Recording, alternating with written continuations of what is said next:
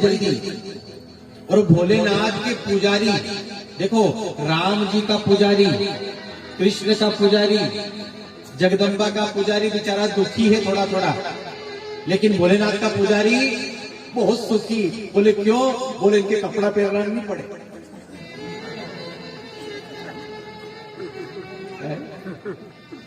अरे भी कलश यात्रा गई, 1 घंटा हम वहां रुके मंदिर में। क्यों रुके आप लोग? भगवान पोशाक पहन रहे थे। बताओ अगर शंकर जी होते तो फिर लफड़ा झपड़ा होता? जितने हमारे भोलेनाथ आनंद में हैं, उतना ही उनका पुजारी भी। पुजारी छोड़ो, उतना ही उनका भक्त भी अपनी निजानंद में रहता है, कि वो स्वयं आनंद में है। एक लोटा जल चढ़ा दो, थोड़ा सा चंदन घुल लो, त्रिपुल लगा दो, ये हमारे भोलेनाथ का श्रृंगार हो गया है। उतने में ही प्रसन्न।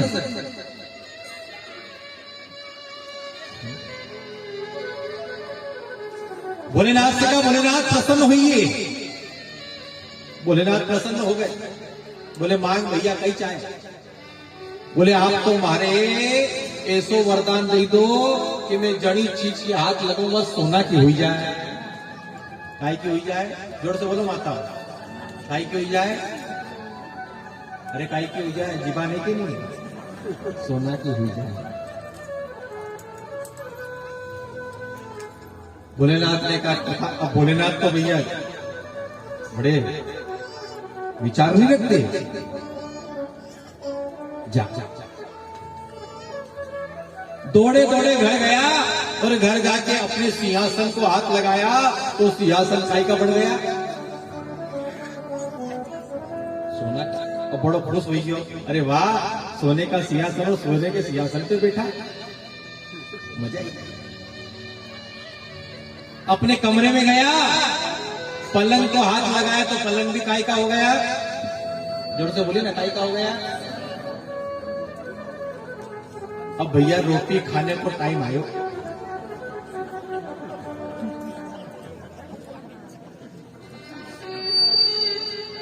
रोटी खाने को, और भोजन की थाली सामने आई। जैसे उसने रोटी को हाथ लगाया, रोटी काय की बढ़ गई? उसने कहा, मंत्री ये रोटी ले जाओ, राज खजाने में डालो और दूसरी लेकर आओ। दूसरी लेकर आए, फिर हाथ लगाया, फिर काय की हो गई?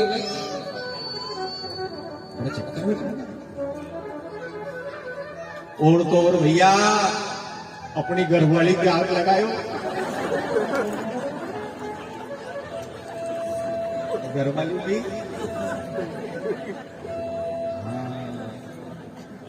पूरा का पूरा मंत्रिमंडल डर गया। क्यों? ऐसे नहीं कि अपना में भी हाथ।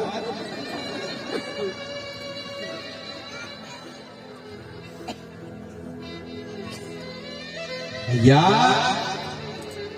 बात हंसी की जरूर है। उस राजा का पूरा राज्य चौपट हो गया और कारण केवल और केवल एक लोभ था। क्या कारण था? केवल एक लोभ। इसलिए भैया लोभ करना है तो हमें भक्ति का करना चाहिए, हरि चरणों का करना चाहिए, हरि दर्शन का करना चाहिए। हमारे मन की मांग, आप कितनी भी कथा सुन लो, कितने भी अच्छे सत्संग में चले जाओ, कई लोग शरीर से जरूर जाते हैं लेकिन मन से वहां पर बैठ, बोलिए ना, नहीं पाते हैं। वो शरीर से गए लेकिन मन से ऐसे नहीं। बहू घर में अकेली, कई वालों कई गड़बड़, मन से तो पता नहीं कहां है।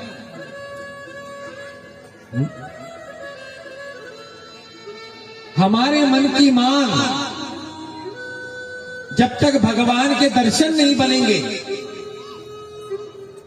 जब तक हमारे मन की मांग।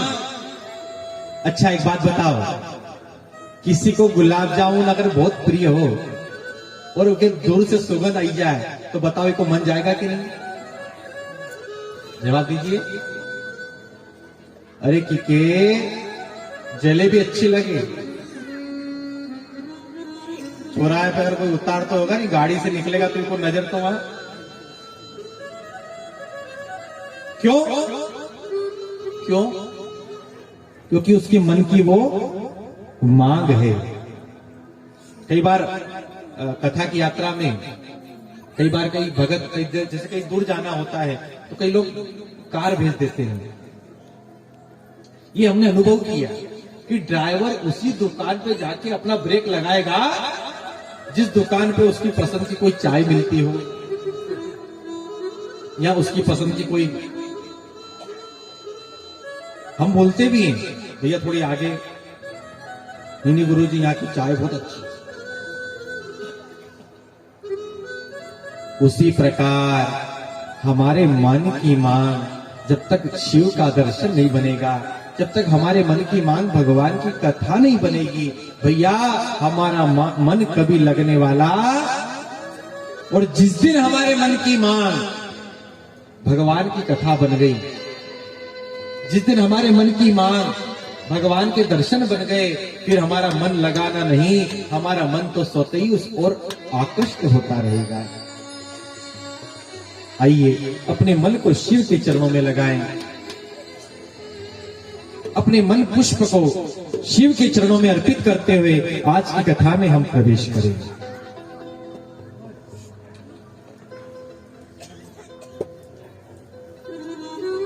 कल आप हम सब ने कौन से महादेव का चरित्र सुना था? कोई बताएगा हमको? क्यों आता हो? क्यों भैया?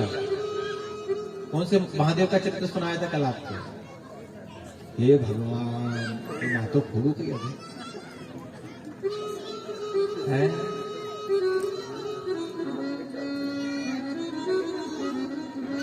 जय हो। एक बार सबके लिए जोरदार ताली से स्वागत करो। वाह। अब आज याद रखना, हमारे 12 ज्योतिर्लिंग है। सबसे पहला ज्योतिर्लिंग सोमनाथ महादेव, दूसरा ज्योतिर्लिंग मल्लिकार्जुन महादेव, जिसकी कथा को हमने कल सुना।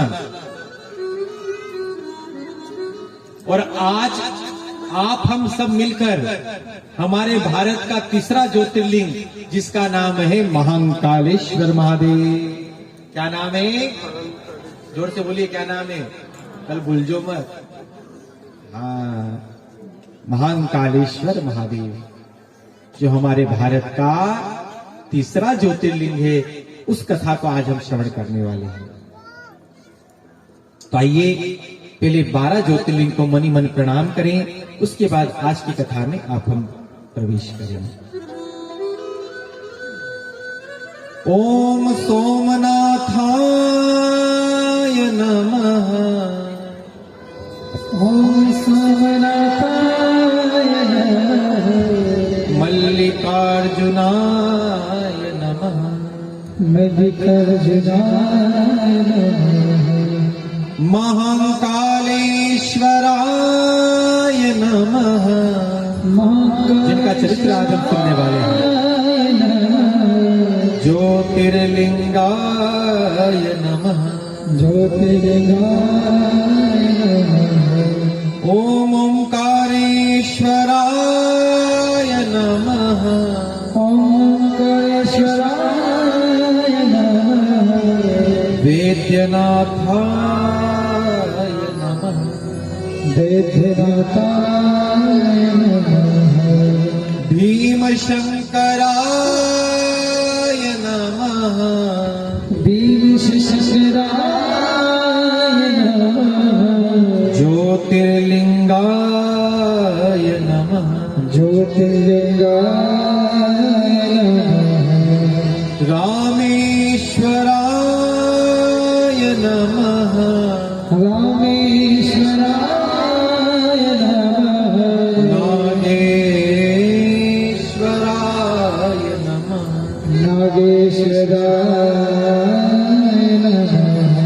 विश्वेश्वराय नमः विश्वेश्वराय नमः ज्योतिर्लिंगाय नमः ज्योतिर्लिंगाय नमः त्र्यंबकेश्वराय नमः त्र्यंबकेश्वराय नमः केदारेश्वराय नमः केदारेश्वराय नमः भूष्मेश्वराय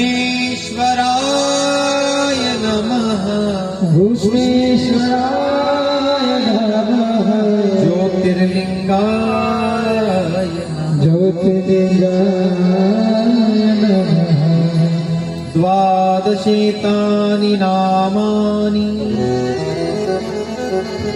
सायः प्रातः नरः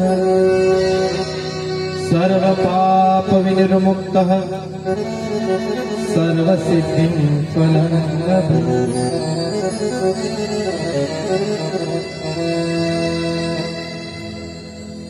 जो मानव आदर के साथ इन 12 ज्योतिर्लिंग को याद करता है, उसके समस्त पाप तक्षण भस्मीभूत हो जाते हैं।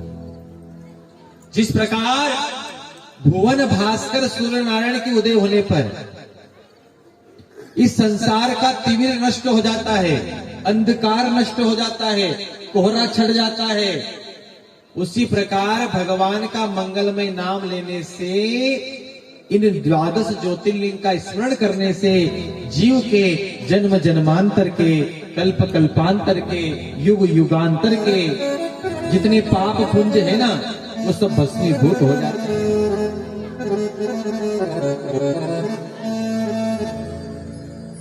आहा, काल के भी काल हैं, इसलिए उनका नाम क्या नाम है? वो काल के भी काल है। और जो महाकाल का दर्शन करता है, ध्यान से सुनिए माता, जो महाकाल का दर्शन करता है उसकी रक्षा काल भैरव भगवान करते हैं। कौन करते हैं? कौन करते हैं? काल भैरव। वो भी साक्षात शिव का ही स्वरूप है।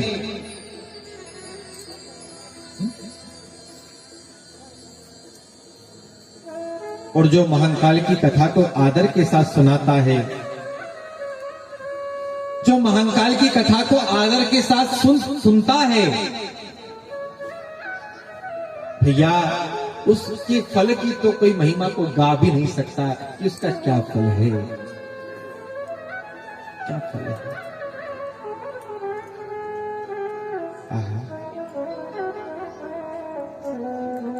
जो दिन रात हमारे शिव के चरित्र को गाता है, जितने देवता है ना, वो देवता प्रतीक्षा करते हैं कि कब ये आदेश करें और कब हम इनकी सेवा करें।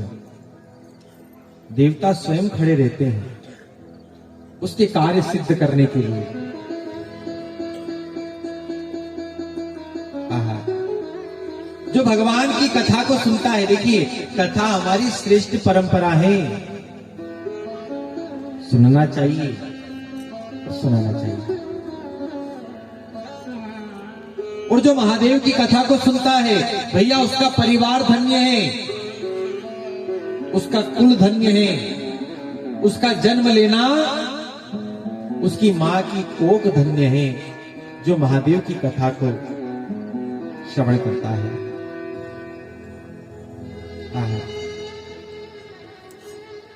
ये महाकाल की कथा देखिए जरा सुनिए। व्यास भगवान शिव महापुराण में कह रहे हैं कि सबसे पहले ये भगवान महाकाल की कथा स्वयं ब्रह्मा ने नारद जी से कही। किससे कही? ब्रह्मा जी ने नारद से कही। आहा।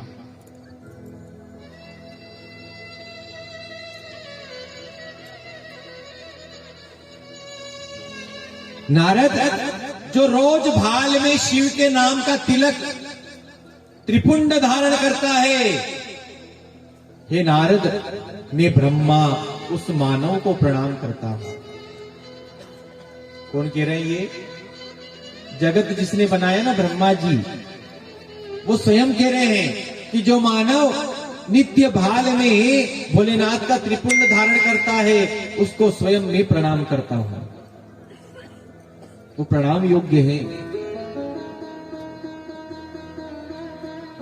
तो प्रणाम कैसे करना चाहिए? क्यों भैया, प्रणाम कैसे करना चाहिए? बोले भैया प्रणाम साष्टांग प्रणाम करना चाहिए। कैसा प्रणाम करना चाहिए? साष्टांग समझते हैं आप?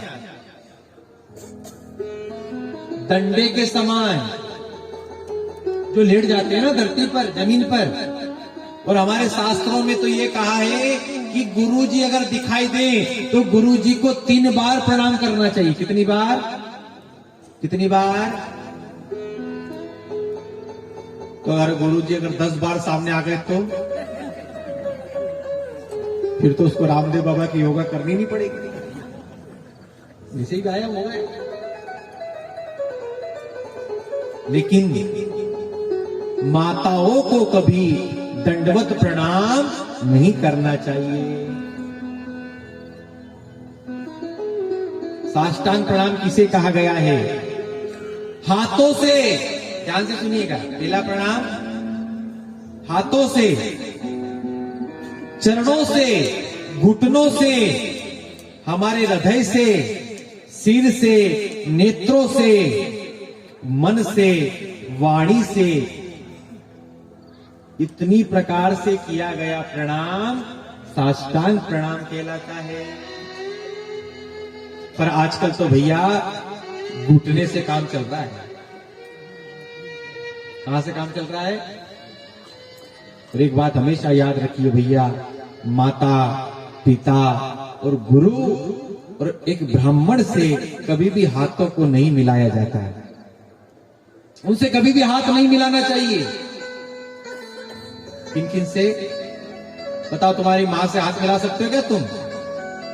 तुम्हारे बाप से कहोगे हाउ हाय पिताजी वेलकम करोगे? एक गुरु से कभी हाथ नहीं मिलाना चाहिए, चाहे वो हमारे शिक्षा गुरु क्यों ना हो।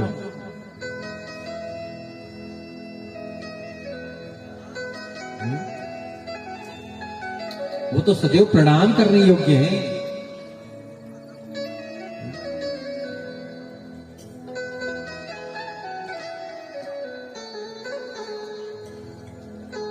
भगवान ब्रह्मा कह रहे हैं नमोस्त्वम अनंत रूपाय। ये स्वयं ब्रह्मा के शब्द हैं।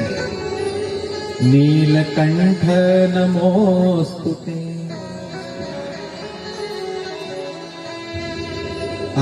हमारे ब्रह्मा को भोलेनाथ का एक नाम बहुत अच्छा लगता है। कौन सा? बोला नीलकंठ महादेव की जय हो, जय हो, जय हो।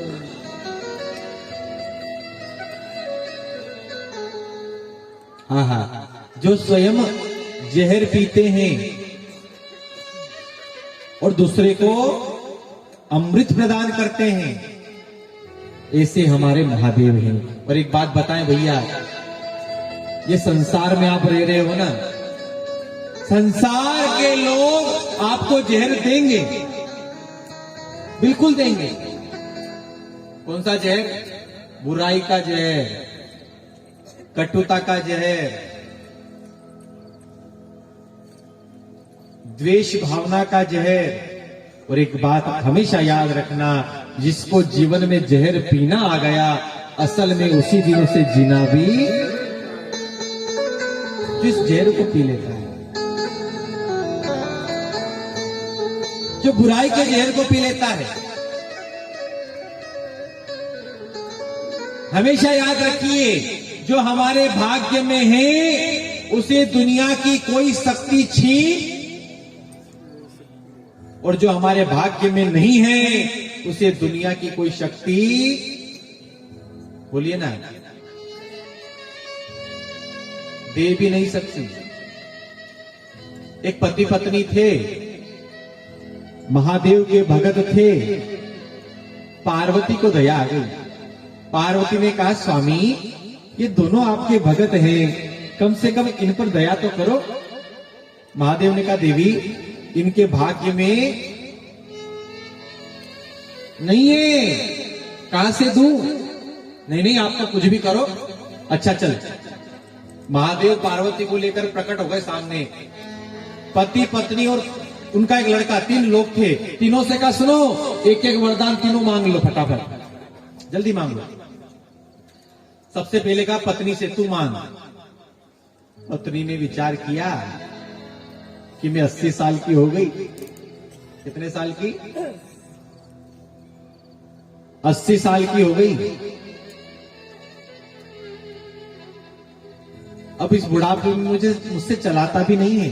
महादेव अगर आप देना चाहते हो तो हमारे 20 साल की कर दो। आप कितना साल की? कितना साल की? महादेव ने कहा तथास्तु।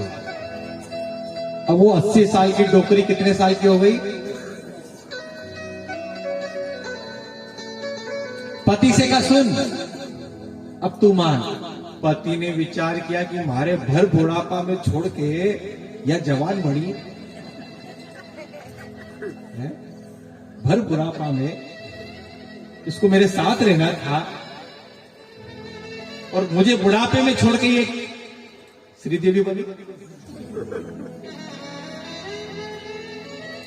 भोलेनाथ अगर आप देना ही चाहते हो तो इसको कुतिया बना दो। कुतिया क्या बना दो?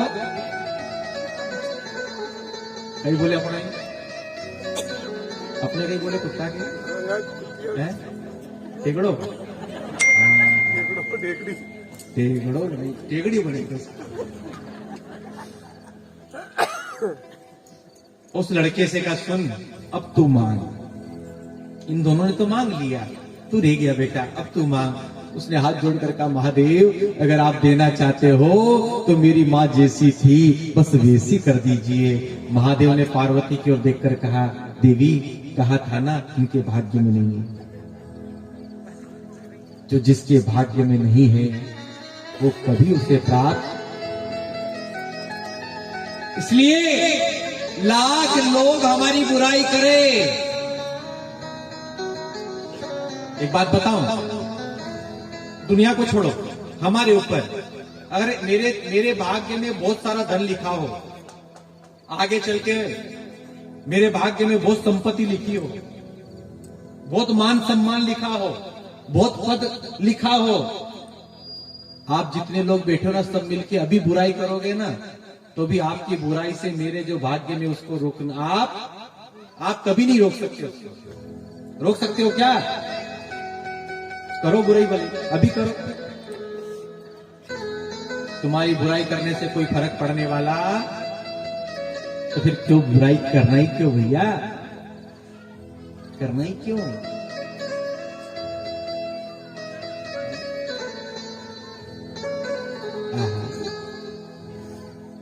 किस बात की हम चिंता करें? इसलिए संतों ने कहा है, चिंता करे बलाय हमारी इस माया जंजाल की। बलिहारी बलिहारी बलिहारी नंदलाल, बलिहारी बलिहारी बलिहारी महाकाल की। बलिहारी बलिहारी बलिहारी महाकाल, बलिहारी बलिहारी बलिहारी महाकाल की। चिंता करे बनाय हमारी, चिंता करे बनाय हमारी इस माया जंजाल की। ओ इस माया जंजाल की। क्या कहना है? बलिहारी बलिहारी बोलो, बलिहारी महाकाल, हरि हरि बोलो बलिहारी नमः सभी जरा ताली बजाते हुए भाव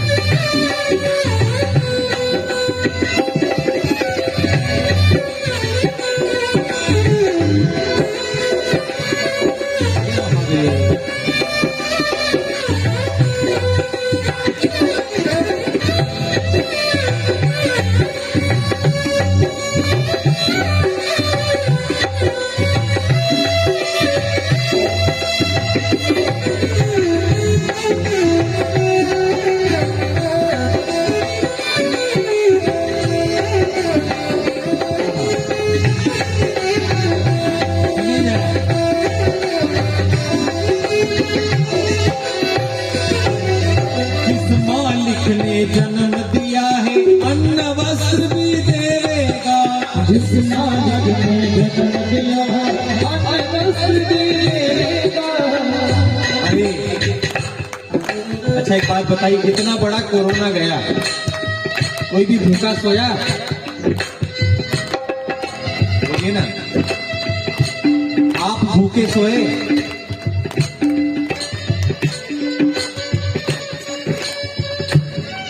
कोई भूखा नहीं रहा। चींटी से लेकर हाथी तक की व्यवस्था ठाकुर जी की कृपा से रही। जिस मालिक ने जन्म दिया है अन्न वस्त्र भी देगा, जिस मालिक ने दिया है अन्न वस्त्र देगा। सिर ढकने को छत देगा, खबर हमारी लेगा। सिर ढकने को छत देगा, खबर हमारी लेगा। भजन करो निश्चिंत हो चिंता, छोड़ो रोटी दाल की।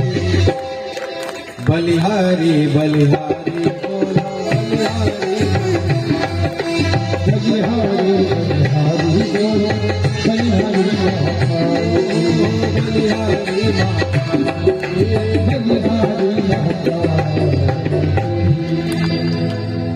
भगवान ब्रह्मा जी कह रहे हैं, वंदे काल हरम हरम विषधरम, वंदे मुठा पूजितम। हमारे शास्त्रों में शिव महापुराण में महाकाल की स्तुति लिखी है। ये जो हम बोल रहे हैं ना, ये महाकाल की स्तुति है, जो स्वयं ब्रह्मा ने गाया। किसने गाया? हमारे शब्द नहीं, स्वयं ब्रह्मा के शब्द हैं। वंदे काल हरम हरम विषधरम। आप विष को पीने वाले हैं। वंदे नरसिंहापहम।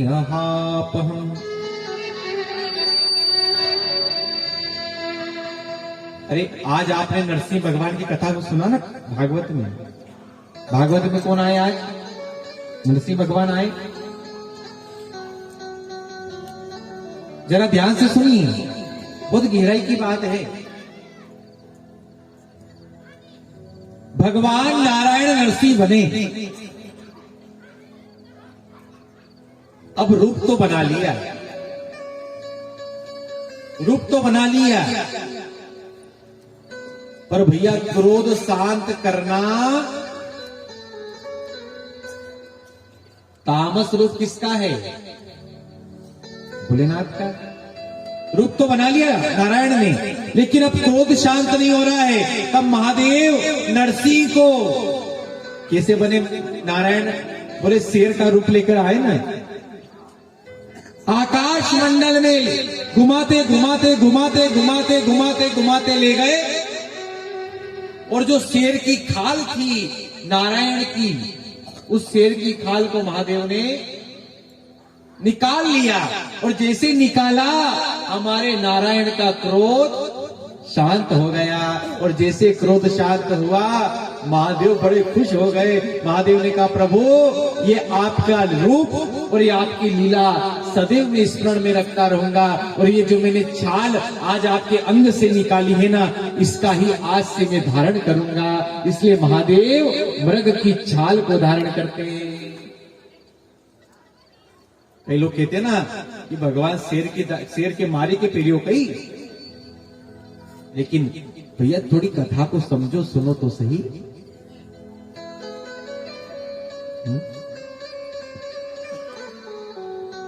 और शिव ऐसे देवता हैं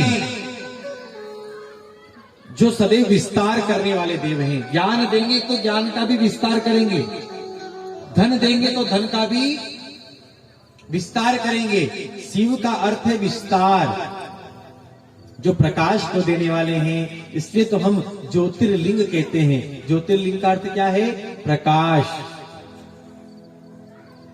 तेजोमय रूप, उजाला।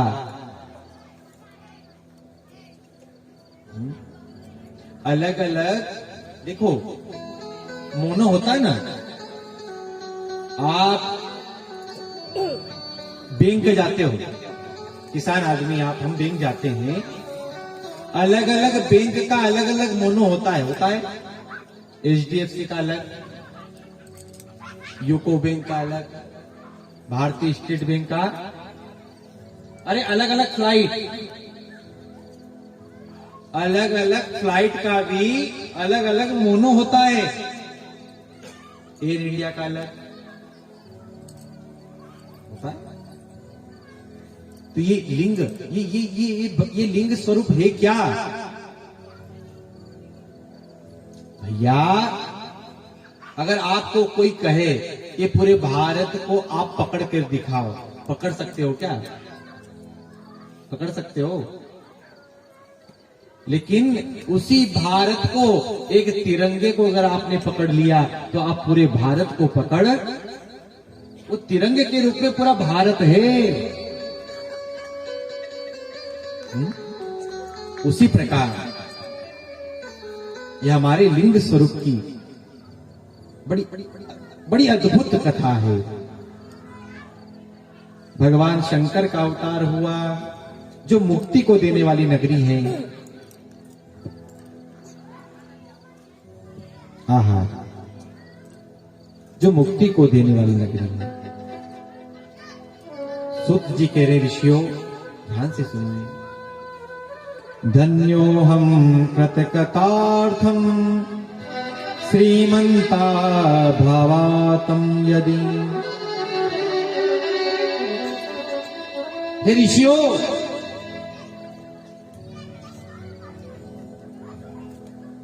ध्यान से सुनिए, उज्जैन नगरी में एक वेद प्रिय नाम के ब्राह्मण रहते थे। क्या नाम था उनका? जोर से बोलिए, क्या नाम था? वेद प्रिय। उनके 4 पुत्र थे। कितने पुत्र थे? 4। रोज महादेव का पार्थिव पूजन बनाते थे। क्या बनाते थे? पार्थिव पूजन। पार्थिव पूजन पता है ना आपको? मिट्टी से जो शिवलिंग का निर्माण होता है, उस मिट्टी के शिवलिंग का जो निर्माण करते हैं, उसका नाम है पार्थिव पूजन।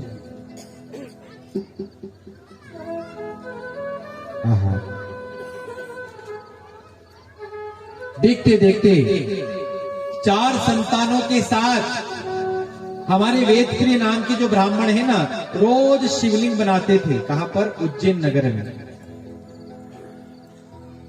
उस ब्राह्मण के उस पुण्य से, उस ब्राह्मण के उस कर्म से पूरे नगर में आनंद ही आनंद होने लगा। सब निरोग रहने लगे। और पूरे नगर के लोग जैसे जब जिस रास्ते से वो ब्राह्मण देवता निकल जाते, सब लोग उनको प्रणाम करते थे, सब सम्मान करते थे। इस ब्राह्मण की वजह से हमारा नगर आनंदित हो रहा है। भैया, हमें सबका आदर करना चाहिए, हमें किसी तीर्थ की भी निंदा नहीं करना चाहिए। हमें किसी की भी निंदा, अरे यहां तक कहां तक कहें कि हमें किसी शत्रु की भी निंदा नहीं करना चाहिए। कई लोग अगर किसी की बुराई करे ना तो इतनी अच्छे से ध्यान से सुने और पूछे बार बार, ले बताइए आगे आगे की रहेगी यार, आगे कही है। ऐसा ऐसा ऐसी ध्यान से सुनते जैसे बहुत बड़ा मिर्च मसाला मिल गया इनको। लेकिन भैया हम किसी की बुराई को सुनते हैं तो उसकी बुराई का 10वां भाग हमारे हिस्से में जुड़ जाता है, और किसी के पुण्य को अगर सुनते हैं तो उसके पुण्य का भाग भी हमारे हिस्से में जुड़ जाता है। तो वहां से थोड़ी दूर पर एक रत्नमाला पहाड़ था, वहां पे दूषण नाम का राक्षस था, असुर था। असुर कौन है? बोले जो सुर में नहीं है उसी का नाम, जो सुर में नहीं है उसी का नाम असुर। असुर अरे ये जरूरी थोड़ी कि हमारा माथा पे सिंह होगा तो ही असुर, बड़ा बड़ा दांत वेगा तो असुर। असुर कौन है? बोले जो सुर में नहीं है उसी का नाम असुर है। उस असुर ने देखा कि उज्जैन नगर में सब देखो तो सही कितना चकाचक रह गया है। उसने विचार किया कि इस नगर पर आक्रमण करूं, और नगर पर आक्रमण करने के लिए उसने मन बनाया, पूरे नगर पर जा आक्रमण किया। देखते देखते भैया सज्जन लोग, जो 5 ब्राह्मण जहां पर बैठकर पूजन कर रहे थे ना, उनके पास आए। कहा ब्राह्मण देवता हमारी रक्षा करिए। ब्राह्मण ने कहा सुनो, हम क्या रक्षा करें, ये काल से तो केवल एक ही रक्षा कर सकते हैं और वो है महाकाल। हम क्या रक्षा करें, चिंता मत करो, तुम सब आसपास आकर बैठ जाओ। सब आकर बैठ गए। और एक बात बताएं, जो दूसरों को कष्ट देता है, जो भगवान के भक्त को कष्ट देता है, देवताओं को बड़ा दुख होता है। क्यों? क्योंकि देवता का जो हृदय ना बड़ा कोमल होता है। देखते ना कई बार देवता बड़े जल्दी प्रसन्न हो जाते हैं। माता जी बड़ी जल्दी प्रसन्न हो गई, क्यों? क्योंकि उनका हृदय जो है ना बहुत कोमल है।